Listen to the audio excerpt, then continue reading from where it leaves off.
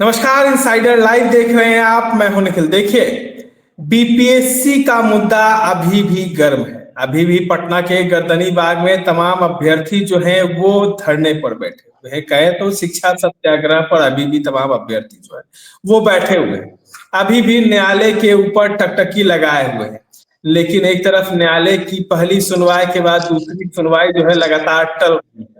वहीं supreme court ने आयोग के अध्यक्ष की नियुक्ति पर भी सवाल खड़े कर दिए हैं। इन तमाम मुद्दों पे चर्चा करेंगे। हमारे साथ छात्र नेता सौरभ है। सौरभ, सबसे पहले इनसाइडर लाइव में स्वागत है आप। बहुत बहुत धन्यवाद निखिल जी, आपको आपके चैनल के द्वारा जो मौका मिला है छात्रों अभ्यर्थियों की बात को, आवाज को आप तक पहुंचाने का, बहुत बहुत धन्यवाद आपको। कैसे देखते हैं, लगातार जो है पहली सुनवाई के बाद जो है हाई कोर्ट जो है अपनी सुनवाई को लगातार टाल रहा है। क्या इसमें जो है सरकार की साजिश है?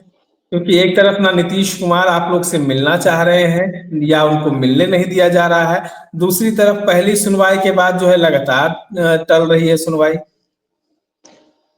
निखिल जी, निश्चित रूप से जिस प्रकार की बातें हो रही है, क्योंकि जो प्लेटफॉर्म है मीडिया का, प्रेस का, आपके माध्यम से एक एक चीजों पर अगर अंकित किया जाए बातों को, तो हम लोग की पहली सुनवाई हुई, उसके बाद मिला बिहार सरकार को, बीपीएससी को, कि आप 31 तारीख तक जो है पूरा हलफनामा दायर कीजिए, और 31 तारीख के बाद जो है सुनवाई टली। 31 तारीख को सुनवाई होने वाली थी, वो टल गई। तो अब हुआ कि अगली सुनवाई 3 या 4 को होगी, फिर 4 को होने वाली थी सुनवाई।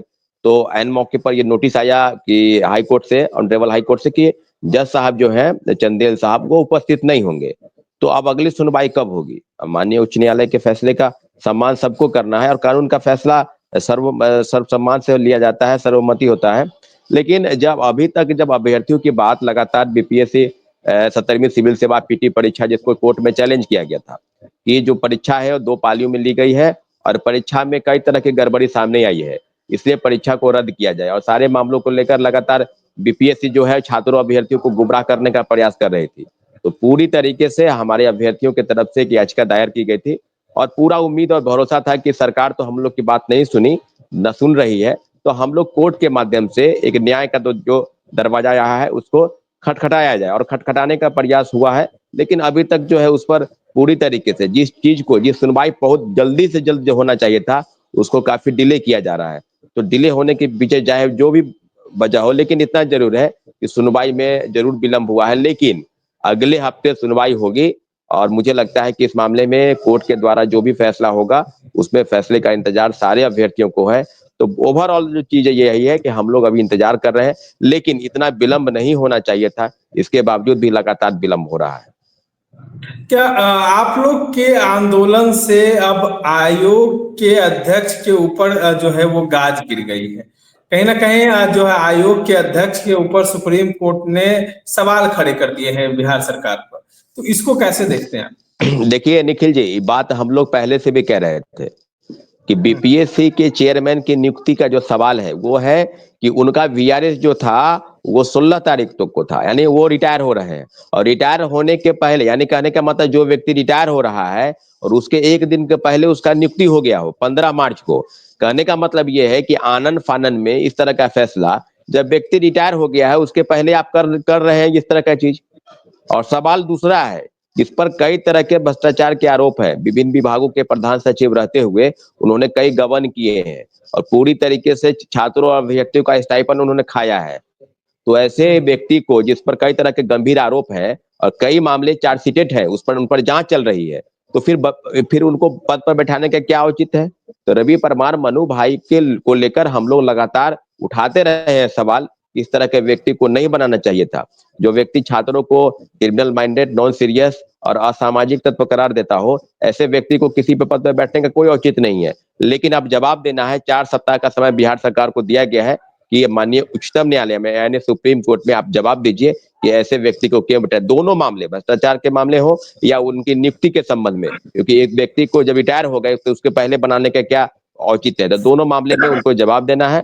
और हम लोगों की याचिका जो है, अलग अलग याचिका, 3 अलग अलग याचिका जो है, उनकी सुनवाई जो है माननीय उच्च न्यायालय पटना में होनी है। तो सब मामलों पर गंभीरता से हम लोग बैठे हैं, लेकिन इसके बावजूद भी कह रहे हैं कि गर्दनीबाग धरना स्थल पर हम लोग का 54 दिन हो गया है, इसके बावजूद भी सरकार की तरफ से कोई भी न बातचीत हुई, न ऐसा फैसला हुआ कि छात्र अभ्यर्थियों के हक में कुछ हो, और लगातार एक-एक आंदोलन में 4-4 बार 5-5 बार लाठीचार्ज हुआ है। हाँ, ये बात सही है कि 30 जनवरी को लाठीचार्ज नहीं हुआ, लेकिन हम लोग जितने भी आंदोलन किए हैं सब शांतिपूर्वक आंदोलन किए। और आपको बता दें कि अगले सप्ताह फिर हम लोग आंदोलन की तैयारी कर रहे हैं, और इससे कई गुना ज्यादा जो 30 जनवरी को हुआ था प्रोटेस्ट, उससे कई गुना ज्यादा जो है प्रोटेस्ट आपको पटना की सड़कों पर दिखाई देगा। कल राहुल गांधी भी आए। एक तरफ तो प्रशांत किशोर अपना रास्ता अलग कर लिए, राहुल गांधी भी आए, लेकिन फिर से जो है छात्रों से मिले नहीं।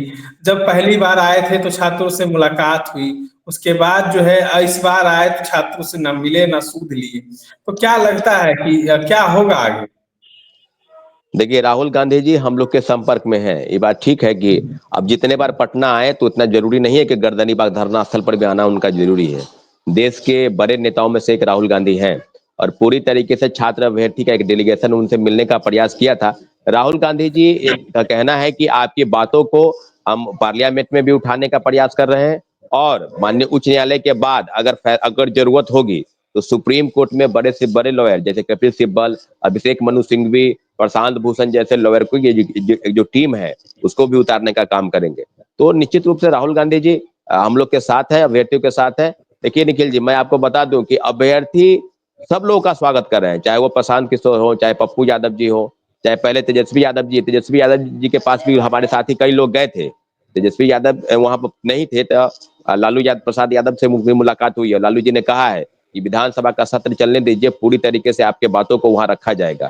तो हम लोग आश्वस्त है कि सरकार गंभीरता से विचार करेगी, लेकिन सरकार तो विचार नहीं कर रही है। तो जितने भी विपक्ष के नेता हैं सब लोगों का गर्दनीबाग धरना स्थल पर स्वागत है, और छात्र हित में उनको जो अपने तरीके से करने हैं वो करें, अगर नहीं करना है वो भी पता चल जाएगा। लेकिन हम लोग अपनी लड़ाई गर्दनीबाग धरना स्थल से जारी रखेंगे, क्योंकि जो प्लेटफॉर्म है, जिस तरह की चीजें छात्र अभ्यर्थियों के खिलाफ में काम हो रहा है, लगातार छात्रों अभ्यर्थियों पर लाठीचार्ज हो रहा है और मुख्यमंत्री जी चुप है। लगातार प्रगति यात्रा, कैसी प्रगति यात्रा भाई, जब युवाओं की बात आप नहीं कर रहे हैं, जो युवाओं की तरक्की, नौकरी, रोजगार, कि हम 10 लाख नहीं 12 लाख लोगों को नौकरी देंगे, और इस तरह की गड़बड़ी जो भ्रष्टाचार में लिप्त बीपीएससी है वो छात्रों अभ्यर्थियों को गलत तरीके से ड्रिल कर रही है, तो पूरी तरीके से आप समझ सकते हैं कि व्यवस्था कैसी बनी है।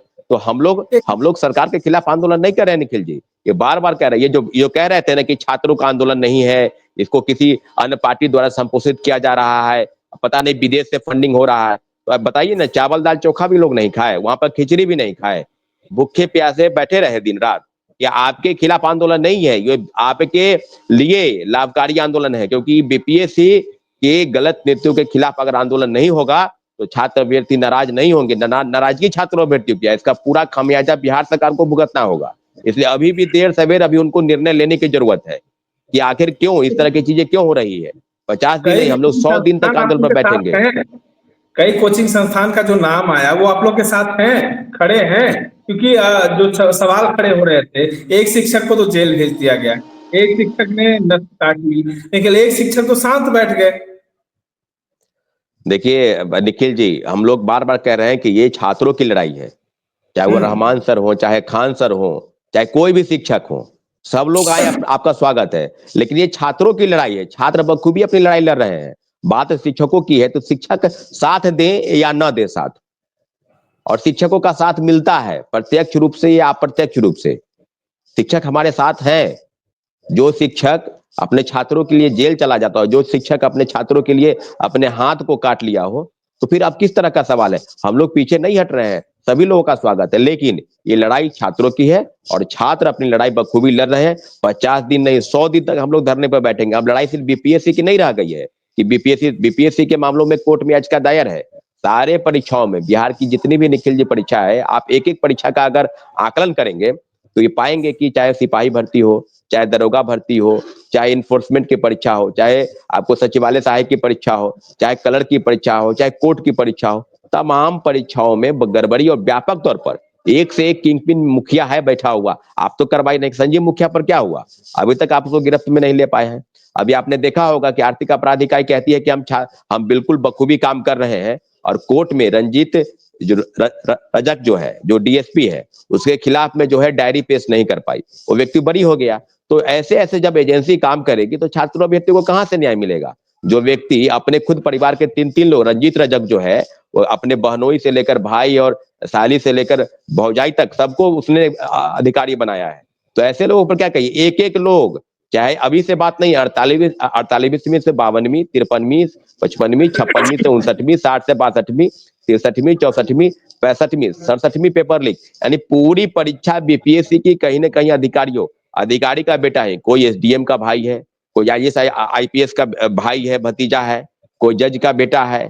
तो कहने का मतलब ये होगा कि सारा सीट जो है अधिकारियों के बीच बांट दिया जाए रेवड़ी की तरह, और गरीब किसान और मजदूर के बच्चे हैं वो धरना पर बैठे रहे और सरकार के खिलाफ और व्यवस्था के खिलाफ जब आवाज उठाएंगे तो उनको लाठी से पीटा जाएगा, उनको फर्जी एफआईआर किया जाएगा। अभी हमारे साथी अमन और खुशबू को जेल भेजा गया है। मुख्यमंत्री जी महिलाओं की बात करते हैं और पहली बार है जब किसी महिला को जेल भेजा गया है। निखिल जी, आप समझ एक सकते हैं कि सवाल है, बिहार में क्या हो रहा है। ले लेते हैं आपसे।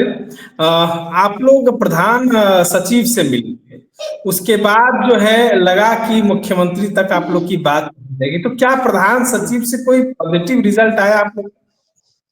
प्रधान सचिव से मिले हुए हम लोग का लगभग 20 से 25 दिन हो गया।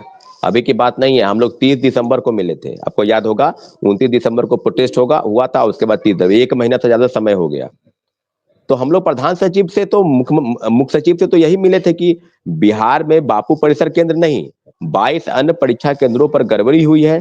कहीं लाउड स्पीकर से आंसर रटवाया जा रहा था, कहीं 15 मिनट 20 मिनट बाद लोगों को अंदर रूम में एंट्री करवाया गया, कहीं अलग कुछ हो रहा था, कहीं की सर्वर काम नहीं कर रहे थे, प्रॉपर चेकिंग नहीं चल रही थी छात्रों अभ्यर्थियों की कि कौन अभ्यर्थी बैठे हैं, जेन्युइन छात्र बैठे हैं या इलीगल तरीके से एंट्री हो रही है। तो पूरी तरीके से उन्होंने कहा था कि 2 दिन का समय दीजिए हमको, यानी 30 दिसंबर को मिले थे, 2 दिन का समय दीजिए आपको पूरी तरीके से। लेकिन ये तो मुझे लगता है कि मुख्य सचिव भी टाल मटोल कर गए, मुख्य सचिव भी लीपापोती का प्रयास कर दिए। तो हम लोग किसके पास जाए, महामहिम राज्यपाल के पास गए, ज्ञापन सौंपे 11 सदस्यीय टीम, वहां भी वही हाल था, वहीं पे महामहिम कह रहे थे कि प्रशांत किशोर जी का अनशन तोड़वा दीजिए। तो हम लोग का प्रशांत किशोर से क्या मतलब है, अनशन पर बैठे या नहीं बैठे, वो कहीं भी जाए कुछ भी करे, हम लोग अपने अपने लिए लड़ रहे हैं, छात्र अभ्यर्थी के लिए लड़ रहे हैं। प्रशांत किशोर जी निश्चित रूप से छात्र अभ्यर्थी के लिए लड़ रहे हैं, लेकिन हमको उनके आंसर से मतलब नहीं है, हमको हम लोग का अपने अपने आंदोलन से मतलब है। तो ये बात चल रही है इस प्रदेश में, जहां पर कठपुतली की तरह दोनों डिप्टी सीएम कठपुतली के बना दिया गया है, आप लोग को ना इधर का रहने दिया जा रहा है ना इस तरफ का। कहा जाए तो बीच धार में छात्र को लाके डाल दिया गया है, ना कोई सुनने को तैयार है। तो अब न्यायालय पे भरोसा है आप लोग? हाँ बिल्कुल, बीच मझधार में छोड़ दिया गया है। न मुख्य सचिव हमारी बात सुने, न महामहिम राज्यपाल हमारी बात सुने। माननीय उच्च न्यायालय में फैसले का सम्मान हम करते हैं, लेकिन वहां भी लगातार तारीख पर तारीख, वो फिल्म की एक डायलॉग है कि तारीख पर तारीख, यहाँ होता क्या है, सिर्फ तारीख पर तारीख। तो कब तक तारीख होगा भाई? कोर्ट जल्द से जल्द संज्ञान ले सारे मामलों पर, और हम लोग इंतजार कर रहे हैं। तो जज साहब छुट्टी पर चले जाए, बिल्कुल उतरेंगे।